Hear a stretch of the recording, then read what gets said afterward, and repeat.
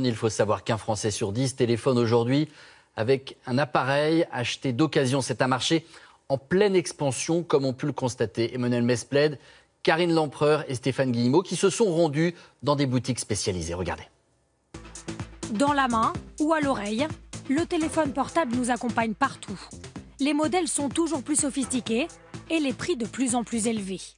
Alors depuis quelques années, le marché de l'occasion explose. 700 000 smartphones d'occasion vendus en France en 2012, 3 millions l'an dernier. Pour les consommateurs, le moyen de se faire plaisir sans se ruiner.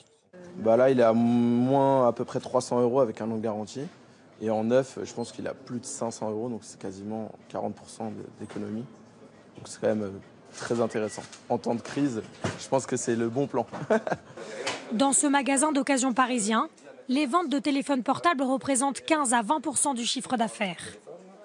C'est un produit effectivement qui est en bon état. Vous avez le chargeur d'origine. Ce client est venu vendre son téléphone, mais pas à n'importe quel prix. Plutôt aux alentours de 300 €. On peut couper la poire en deux à 310, ça vous va? Oui, ça me va. Voilà. J'avais commencé à 350, on a négocié, on a fini à 310. Donc c'est bon, le prix ça me convient, quoi. Une bonne affaire pour lui, car le magasin est prêt à mettre le prix pour avoir ce modèle. La demande est tellement forte que les téléphones vendus par les particuliers ne suffisent plus. Ce produit-là vient d'un fournisseur. Donc c'est des produits qui sont reconditionnés et que nous avons achetés pour pallier au manque de téléphones portables. Le fournisseur, le voici. Une entreprise de réparation de téléphones hors d'usage installée près de Nantes. Les téléphones sont prêts? Alors, ces 3 téléphones-là sont prêts et celui-là est en attente. Tous ces téléphones sont achetés directement à des particuliers ou à des opérateurs. Là, l'écran du coup a été remplacé. Je vais donc effectuer un test du coup sur l'intégralité de l'écran pour être sûr qu'il n'y a pas eu de problème. 3500 mobiles arrivent ici chaque mois pour être réparés puis revendus. L'an dernier, l'entreprise a réalisé près de 3,5 millions d'euros de chiffre d'affaires.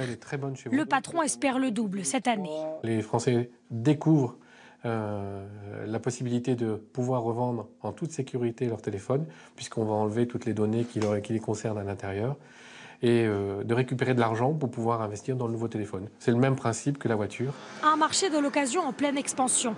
Mais avant de se lancer dans un achat, notamment auprès d'un professionnel, les associations de consommateurs conseillent de bien connaître le prix du neuf et surtout de négocier.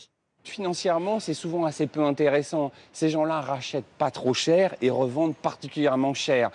Aujourd'hui, ils sont nombreux à avoir sauté le pas de l'occasion. Un Français sur 10 est équipé d'un téléphone portable de seconde main. Voilà un marché en pleine expansion. 80 millions d'appareils d'occasion ont été vendus l'an passé dans le monde. Justine Veil, bonjour. Bonjour. Alors, compte tenu du prix du neuf, c'est bien sûr tentant d'acheter un smartphone de seconde main. Où puis-je aller ?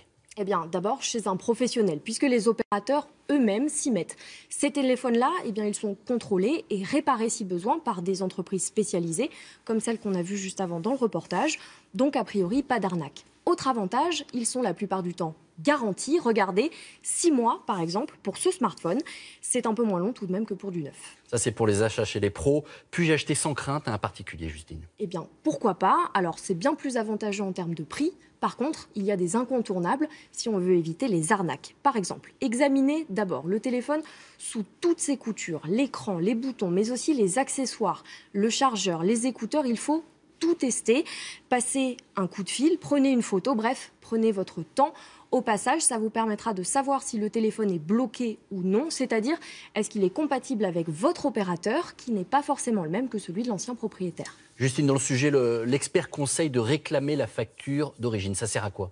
Eh bien, d'abord, à savoir si le téléphone est toujours sous garantie. Ensuite, eh bien, à être sûr de ne pas acheter un téléphone volé. Vous pourriez être accusé de recel. Alors, pour éviter ça, une manipulation très simple. Sur le téléphone, vous faites étoile dièse 06 dièse, un numéro apparaît, c'est en quelque sorte l'identité de votre téléphone. À ce moment-là, vérifiez que c'est bien le même numéro qui est inscrit sur la facture. Dernière question, est-ce que je dois conserver une trace écrite de cet achat ? Oui, même si elle est très simple, prenez une feuille blanche, vous inscrivez le nom du vendeur, vous le faites signer, vous ajoutez le numéro d'identification du téléphone dont on parlait juste avant. Ça vous protégera contre une arnaque très courante. Le vendeur déclare le téléphone que vous venez d'acheter perdu ou volé et vous vous retrouvez avec un appareil bloqué. Merci beaucoup Justine. Voilà pour ces appareils qui ont considérablement changé notre vie. Autre invention qui a modifié